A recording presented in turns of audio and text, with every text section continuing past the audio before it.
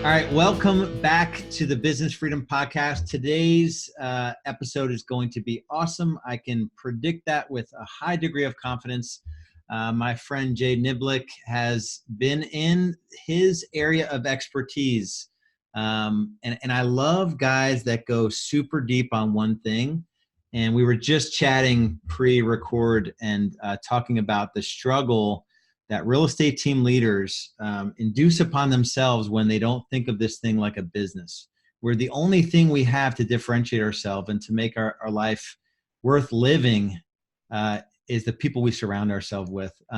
Jay, give us like a 60-second intro about you, what you do, so we can kind of set the stage for our conversation today.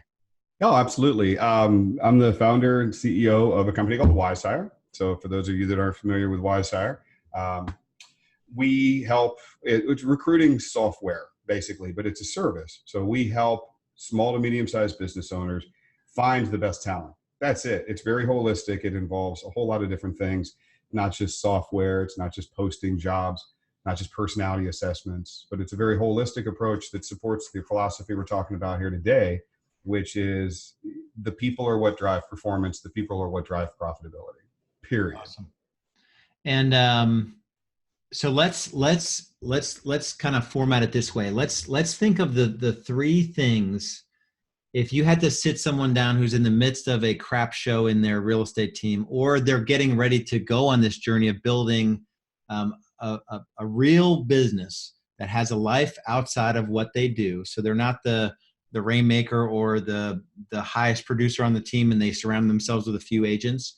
Let's say we're talking to somebody that's going to build a completely leveraged real estate team that's serving buyers and sellers at a high level, and it doesn't involve the team leader on a day-to-day basis. And we haven't pre-scripted this, so we're going to have to come up with the three on the fly. Let's come up with three things that you would just grab them by the shoulders and look into the eye sockets of their soul and say, these are the three things that you must understand. If you're on this journey and it sucks, or you're going down this journey, what are those three things? Let's kind of lay it out. All right. So let's see. Number one, we did kind of talk about casually. I say it all the time. All performance is generated between the ears. So it's just a way of saying it's about the people in the organization and who they are, what they're doing, how they think. This is a service-related industry. You're not manufacturing something. You don't have the greatest new IP that's your proprietary stuff that's locked up with patents and trademarks and stuff. Everybody out there knows how to do real estate. They all can go to the same types of schools. Everything that differentiates you, number one, it's about the people. And I'll say this to the people watching and listening, ask yourself, what makes you better than your competition? Is it the process alone, and all these things support and help? Is it knowledge? Is it the books that you read that they didn't know existed? Is it, knowledge that's out there that only you have private access to? No, it's you. It's your natural talents, your drive, your skills, your ability. So that's number one. Realize it's the person and what's going on inside their head and their natural talents that's going to lead to success. Number two, you said it. I don't hate anything, but it bothers me when somebody comes in and we see they're hiring just to fill roles because they want to be the chief rainmaker and they just want to pass off all the stuff they hate to do to somebody else. If that's what you want to do, that's fine. But I love where Lars is going with this. If you want to really thrive, understand rule number two, you're starting a company. That means you're becoming a leader of other people. There's an old saying that says, you don't want to be the employee because they got to show up every day and do what somebody else tells them to do. You don't want to be the boss because the boss still has to show up every day and tell everybody what to do. You want to be the owner who shows up on Friday afternoon on the way to the beach and picks up the check. Now, again, I love working in my business and doing it all day long, but that mentality is you want to build a business that's sustainable without you at the center of it. And that's rule number three. You and the natural talents are building a business, not just exporting things to a couple of contractors, and you want to remove yourself from the center of that universe. Lars, how many houses out of all the houses, and you don't have to share numbers, but of all the houses that your team sold last year, how many did you sell? We I've only sold 220 houses, and we're approaching, like, it's over 3,000, not quite 4,000. Yeah. So, you're building a business, you've built a business, you're running a business of other people. And Yeah. that's where really I think it comes down to, you got to make this mind shift. It starts innocuously. What normally we see happen is someone says, I need an admin. I'm so busy. I need an administrative assistant. Awesome. That's like the embryonic stage of starting a company. I have somebody that's a virtual assistant or a part-time. But if you want to stay there, that's totally cool. Be the sole contributor. But where you're going and where we're talking to the people I think that are listening, they want that business empire. They want something that is valuable in and of itself, not just for the homes that it's buying and selling, but as an actual entity that could be sold. Yep. And that's people. And that's all about finding the very best people, which means not thinking I'm just outsourcing, but I'm looking for someone who can do this without me. I want the smartest. My rule at Intermetrics and Wizehire has always been find somebody who's smarter and more talented than I am. And then, excuse my French, get the hell out of their way. I think it's crucial, Let's dig into the first one. So the what I took up, on your first point was about, all performance is generated between the years.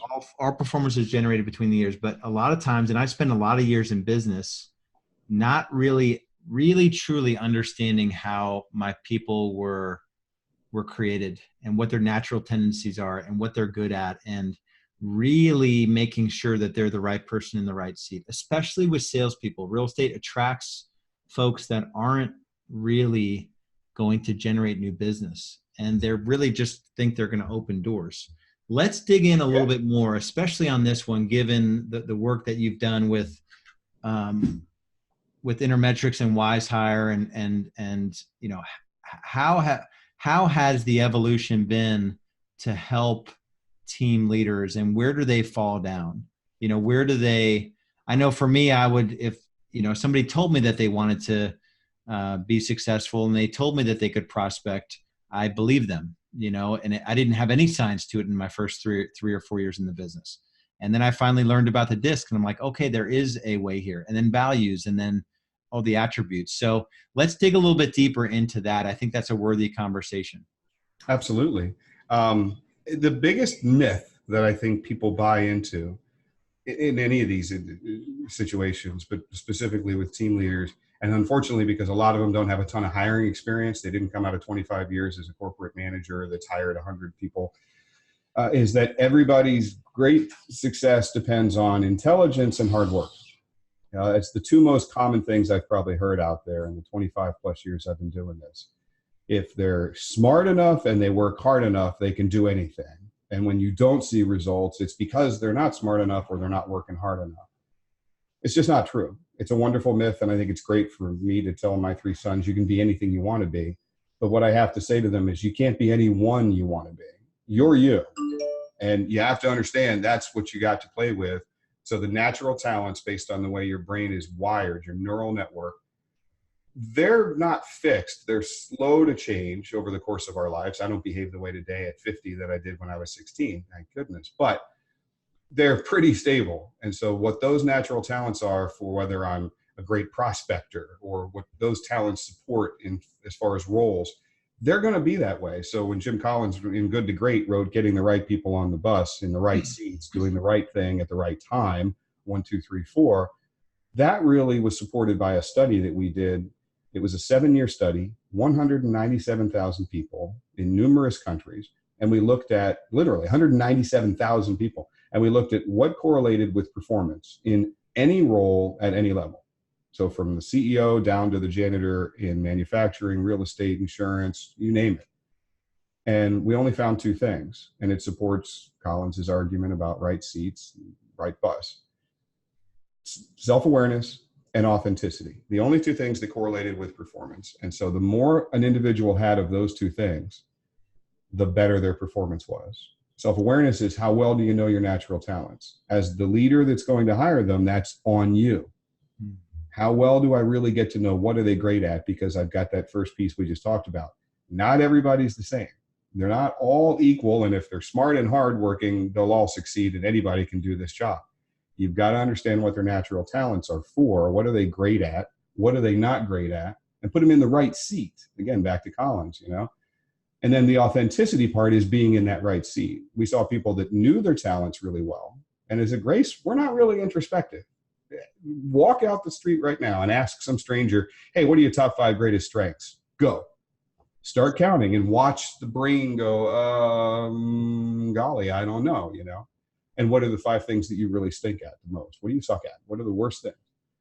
The best performers had that down like a laminated card in their wallet. It was amazing. I mean, it's like they went, boom, you know, creative, innovative, prospecting kind of person who's great with 30,000 people. And then what do you suck at? Same kind of thing. But the authenticity part was, do they take that and find roles and ways to achieve those roles that were true to them?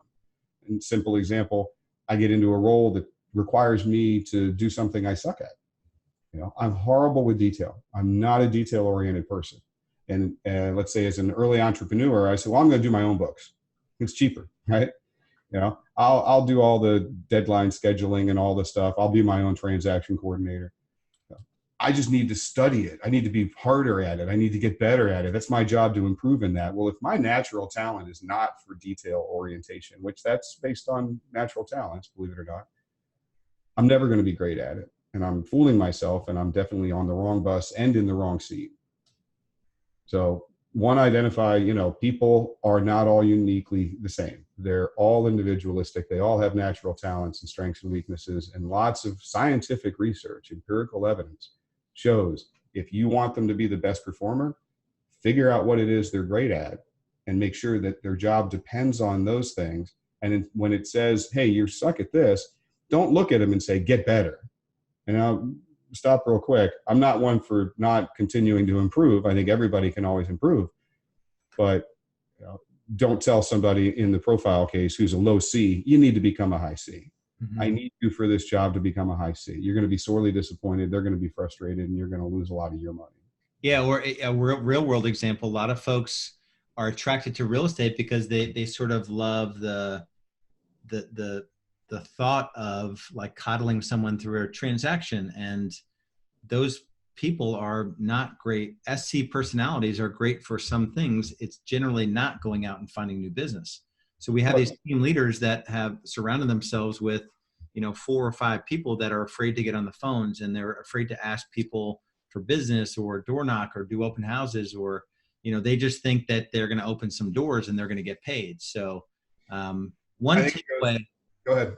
Yeah, the big takeaway when you've been talking for me is that it's on the team leader to really understand what's in between the ears of the people that are around them, and to know that there's only a certain number of positions you have on your team, and you can't afford to keep, you know, people that aren't a fit. I see a lot of teams that have like 3 times as many salespeople as they should to sell the homes that they're selling. Yeah. We finally have figured this thing out, and we have 14 people that will do over 300 sales, 7 administrative and 7 sales, you know, 2 showing agents, 1 inside sales, and 4 outside agents. And we couldn't be more efficient in what we do, you know, and it's because every position is filled by the person that's uniquely qualified to do that thing. So I think that's a really awesome takeaway. Well, I mean, I love, and I'm honored to be on this because I hold you guys up as a supreme model. And maybe it's a philosophy that not everybody buys into, but you build a company around authenticity, you know, self-awareness or awareness of others, and authenticity. Our data supports it. Now, it's a little anecdotal, but when we went out looking at buyer's agents, we didn't realize there were 2 types. And we would see teams that were telling us, as we're building these benchmarks, best buyer agents, these 3, you know, and we're like, how is that possible? You know, and then we realized, wait, there's really 2 camps. You've got companies that have ISAs that are doing all the lead follow-up, nurture, capture, scheduling them at 2:30 on Wednesday, and introducing them to Bob, the buyer specialist. Bob's not a salesperson. Bob's a fulfillment person who may be getting commissions like a salesperson, but they're more like a showing agent. And then we found places that didn't have ISAs, and those buyer agents were, you know, 80% were there. It was on them to go out in their sphere of influence and find leads and stuff. That anecdotal piece I was talking about, after looking at 1 million so agents in the US, about 70% look like showing agents. They're SCs, like you said. Yeah. And I still don't know if I put my thumb on exactly what it is about the industry that attracts them, but that explains to me why 9 out of 10 agents fail to survive the first 2 years, according to NAR. Yep. You know, I'm going to go open houses and talk about, interior design, and let's go get lunch and meet new people. And, what do you mean I got to dial 100 FISBOs tomorrow morning? Prospecting, what? And Yep. they're not naturally good at it. And then some broker says, get better at it. And they can't. So that's it. That's your key. If you want to actually build a business, it's on nobody but you. And personally, if you're driven by like a high economic or an individualistic or a political, a lot of salespeople are, own that. Those are your leads. This is your company. Don't just pass it off to somebody who says, hey, they can fog a mirror. They'll take a lead I'm not interested in. That's your money, dude. You want to give it to the best person possible to make sure they take care of it. And the way you guys teach people how to set up the organization, that's what I love. Everybody's in that right seat. They're all, it's granular enough where they've got a job that's ideally suited for their natural talents. And they're not supposed to be Superman that's doing everything else. Yeah. And where this translates for the team leader, if you don't get this part right, is that you'll have the wrong people doing the activities that need to get done. So if a farmer, buyer agent is working leads, or you tell them to, make 25 to 50 contacts a day, they're never going to get there. Your existence as a team leader is more painful because you have the wrong person that you're trying to encourage to do these things. And you're going to be less profitable because that person isn't as good as the position. They can't squeeze the lemon on every lead because they don't even want to do it. So you get the right person in there, they're going to want to, like, where's the technology? How can I dial more hours, more contacts per hour? How can I get better on my scripts? Like, show me, like, what did I say wrong there? Audit this call. Like, it's a totally different world when you have the right person in that seat. I'm really tight with my money. So, I don't ever understand how team leaders or business owners just kind of throw somebody into a seat and say, here, do it. Get better at it. That's an incredibly valuable resource, that lead, your reputation, the business that you can pull in and attract, just to hand that off to somebody. And people, I think it all comes back to they don't get it. I think they think, if you're intelligent and they work hard enough, I did it, they can do it too. Yes. But if you ask yourself, here's the analogy, your own personal example, I should say. So you're watching this, more likely than not, you may have a little bit of a lower C, or you're a DC. But if you're a DI, let's just imagine you're your own transaction coordinator. Now, you can do it, but how much does it cost you to do it? How much does it drain you? How much 3 times longer does it take for you to get it accurately and still miss things? The same kind of thing. Don't just stuff somebody in over there in that job to do whatever it is that you don't want to do, because they're going to waste your money, their time, make you a lot more frustrated, make you a lot less profit. Yeah. And the truth is, what is it, like 85% of real estate agents don't even have an assistant. The most assistants in my market, I can hire a really good assistant, listing, client care, transaction coordination, marketing coordination, for about $15 to $25 an hour. Mm-hmm. They don't need bonuses. They don't, they're happy just to be good at a thing and do that thing. Oh yeah. And unless you want to make $25 an hour, you can't do that job. Like, you literally can't do that job if you want to make 100 or 250. My number when I started was 250 an hour. Yeah. I knew I couldn't do like 99% of what I was doing. And so I just went on a 3-year tear to get out of all of it, and that's the business case for it. Even if you have the natural talents for it, why would you?